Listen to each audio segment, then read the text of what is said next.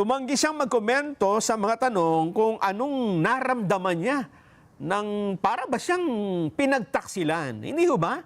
Nung kanyang mga dating mga kasama, yung bang nung eleksyon ay siya pang nagpataas ng kamay, ha? At magkakasama sila, pero ngayon ay nagsipirma para siya ay matanggal sa pwesto. Hindi rin siya nagbigay ng reaksyon sa number 1 na pumirma sa impeachment. Si Congressman Sandro Marcos, ang anak ng Pangulo.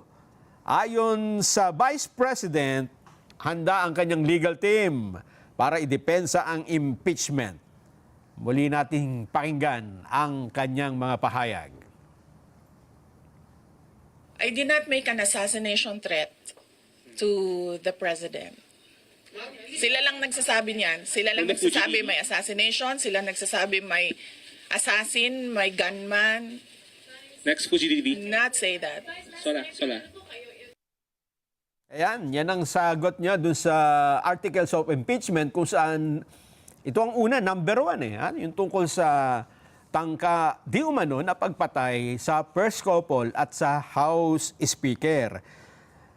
Doon naman sa mga nagbabalak mag-rally para kontrahin ang impeachment, ito ang kanyang sinabi. Pakinggan.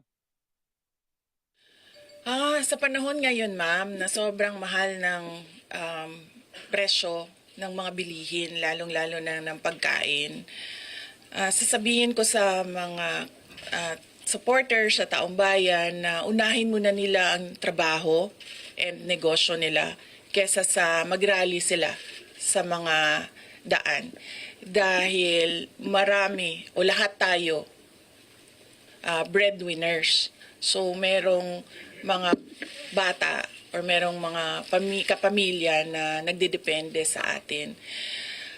At tayo naman ang social media capital ng buong mundo. Kung gusto talaga nilang magsalita at tumulong, doon na lang sila sa social media kung saan nakakatrabaho pa rin sila. Pero nagagawa nila kung ano yung nararamdaman nila na gusto nilang gawin. At yun ay magsalita at marinig sila ng taong bayan at ng mundo. Yan ang kanyang panawagan. Wag na daw muna mag-rally. Pero, ano kayang pakiramdam ng isang vice president na na-impeach? Kasi kapag ganyan, ang tawag dyan, impeach ng House of Representatives. Bagamat itatrial pa, hindi ho ba? Kung titingnan naman natin siya, parang okay lang, di ba, itsura niya ay ayos, yung kanyang, ayan no, parang bagong ribbon pa yata. Maganda ang itsura ng Vice President. Hindi siya mukhang haggard, hindi mukhang stress. Bakit kaya ganon? Anong kanyang paliwanag? Hindi ba siya nasaktan nang siya ay i-impeach ng mga dati niyang kasakasama na mga congressman at congresswoman? Oo, yung kasalo niyang kumain, hindi ba? At yung iba mga taga Mindanao pa mismo. Talaga naman, oo. Pakinggan nga natin ang paliwanag niya tungkol sa naramdaman ni VP Inday Sara nang siya ay i-impeach sa House of Representatives. Ma'am VP, anong masasabi niyo?